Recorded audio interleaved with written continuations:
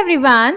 So we are discussing previous year questions of the chapter Principles of Inheritance and Variation and the topic Inheritance of Two Genes. In today's session, we are going to discuss a question which was asked in the CBSE board in different years and different forms. So the first type is long answer type question for 5 marks which was asked in the CBSE board 2018 and is also a NCERT question.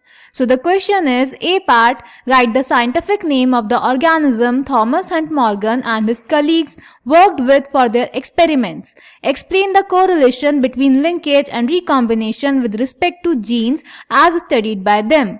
And B part is how did Stuart Wendt explain gene mapping while working with Morgan. तो बेटा इस question के A part में हमें सबसे पहले तो बताना है कि थॉमस हंट मॉर्गन और उनके कलीग्स ने जिस ऑर्गेनिज्म पे काम किया था उसका साइंटिफिक नेम क्या है, और उसके बाद उस बेसिस पे जो उन्होंने लिंकेज और रिकॉम्बिनेशन का फिनोमिना दिया था उसमें कोरिलेशन एक्सप्लेन करना है. और बी पार्ट में हमें बताना है कि स्टुअर्ट वेंट ने जीन मैपिंग का कॉन्सेप्ट किस बेसिस पे दिया था. Then second type is short answer type question for 3 marks which was asked in the CBSE board Delhi examination 2019. So the question is A part, explain linkage and recombination as put forth by T.H. Morgan based on his observations with Drosophila melanogaster crossing experiment.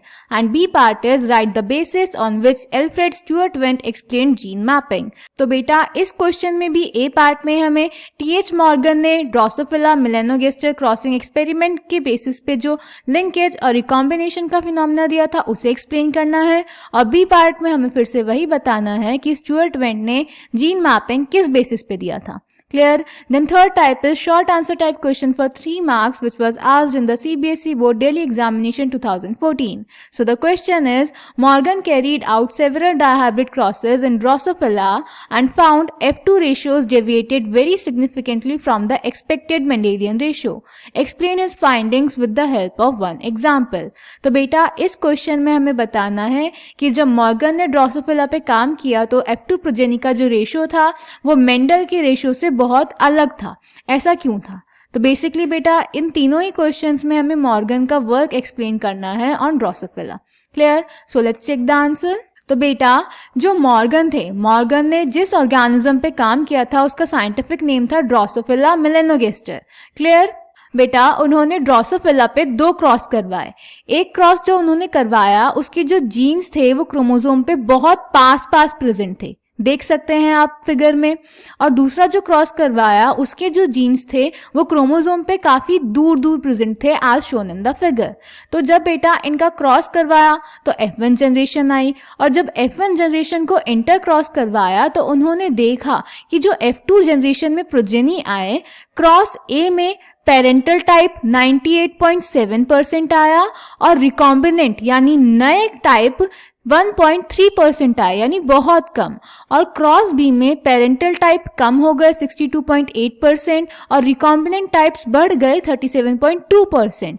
तो उन्होंने बोला कि जब एक chromosome पे 2 genes pass located होंगे तो उस फिनोमिना को बोलेंगे लिंकेज, और वो दोनों जीन्स साथ में रहने की ही कोशिश करेंगे, उन दोनों को अलग करना मुश्किल होगा. और हमें पता है रिकॉम्बिनेंट टाइप यानी नए रिकॉम्बिनेशंस नए टाइप के प्रोजेनीज तब बनेंगे जब क्रोमोसोम्स के बीच में जीन्स का एक्सचेंज यानी क्रॉसिंग ओवर होगा, यानी रिकॉम्बिनेशन होगा. यानी रिकॉम्बिनेशन वो फिनोमिना होता है जब 2 क्रोमोसोम के बीच में 2 होमोलोगस क्रोमोसोम के बीच में सेल डिवीजन के टाइम पे क्रॉसिंग ओवर यानी एक्सचेंज ऑफ जीन्स होता है. तो बेटा रिकॉम्बिनेशन यानी क्रॉसिंग ओवर उन्हीं जीन्स के बीच में ज्यादा होगा जो जीन्स एक दूसरे से दूर प्रेजेंट होंगे, यानी जिनमें लिंकेज कम होगा, जैसा कि क्रॉस बी में हुआ. क्रॉस बी में दोनों जीन्स दूर प्रेजेंट थे, यानी उनके बीच में डिस्टेंस ज्यादा और लिंकेज कम था, इसीलिए उनके बीच में रिकॉम्बिनेशन हो पाया, और इसीलिए क्रॉस बी में रिकॉम्बिनेंट टाइप्स क्रॉस ए से ज्यादा आए, क्योंकि क्रॉस ए में लिंकेज ज्यादा था और क्रॉस बी में लिंकेज कम था.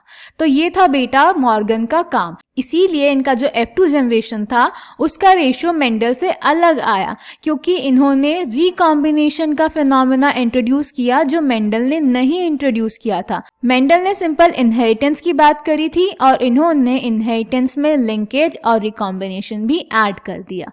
तो इनके अकॉर्डिंग रिकॉम्बिनेशन होता है जो मेंडल ने डिस्कस ही नहीं करा था, और रिकॉम्बिनेशन की वजह से नए टाइप्स बनते हैं, इसीलिए इनका F2 जनरेशन का रेशियो मेंडल से डिफरेंट था। Clear? So let's check the answer. तो बेटा a part, Morgan carried out several dihybrid crosses in Drosophila to study genes that were sex linked. इन्होंने जो जीन्स लिए थे वो जनरली सेक्स लिंक्ड थे। Morgan hybridized yellow bodied white eyed females to brown bodied red eyed males and intercrossed their F1 progeny. He observed that the two genes did not segregate independently of each other and the F2 ratio deviated very significantly from the 9:3:3:1 ratio. तो उन्होंने क्या किया बेटा, उन्होंने yellow bodied white eyed female को brown bodied red eyed male के साथ जब क्रॉस करवाया, फिर जो F1 प्रोजेनी आई उसको जब क्रॉस करवाया, तो उन्होंने नोटिस किया कि जो जीन्स हैं वो एक दूसरे पे डिपेंड करता है, उनका सेग्रीगेशन इंडिपेंडेंट नहीं है, जबकि मेंडल ने बोला था उनका सेग्रीगेशन इंडिपेंडेंट है। क्लियर? इसी वजह से उनका जो F2 जनरेशन का रेशियो था वो 9:3:3:1 नहीं आया। Clear?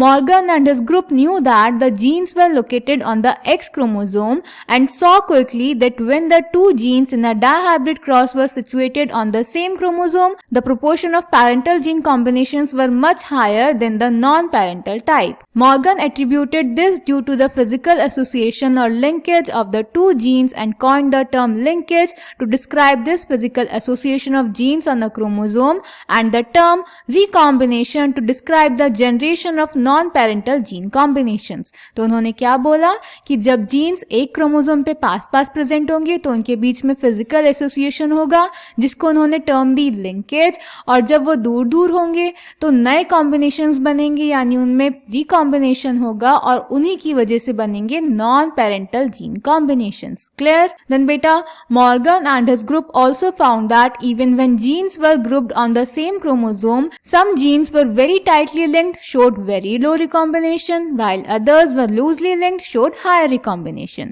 For example, he found that the genes white and yellow were very tightly linked and showed only 1.3% recombination, while white and miniature wing showed 37.2% recombination. जैसा कि हमें इस फिगर में दिखाया है, क्रॉस ए में जब उन्होंने येलो बॉडीड और व्हाइट आई वाले जीन लिए तो वो पास पास प्रेजेंट थे, तो उन्होंने पेरेंटल टाइप 98.7% शो करे और recombinant type 1.3%।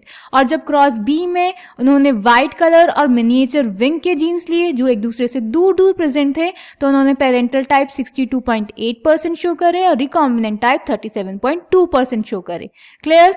Then B part बेटा, एल्फ्रेड स्टुअर्ट वेंट ने जो जीन मैपिंग का कॉन्सेप्ट दिया था वो उन्होंने दिया था फ्रीक्वेंसी ऑफ रिकॉम्बिनेशन के बेसिस पे, यानी अगर रिकॉम्बिनेशन ज्यादा होगा तो जीन्स दूर दूर प्रेजेंट होंगी और रिकॉम्बिनेशन कम होगा तो जीन्स पास पास प्रेजेंट होंगे। Clear? So B part, Alfred Sturtevant used the frequency of recombination between gene pairs on the same chromosome as a measure of the distance between genes and mapped their position on the chromosome. So I hope this question is clear to you. Thank you.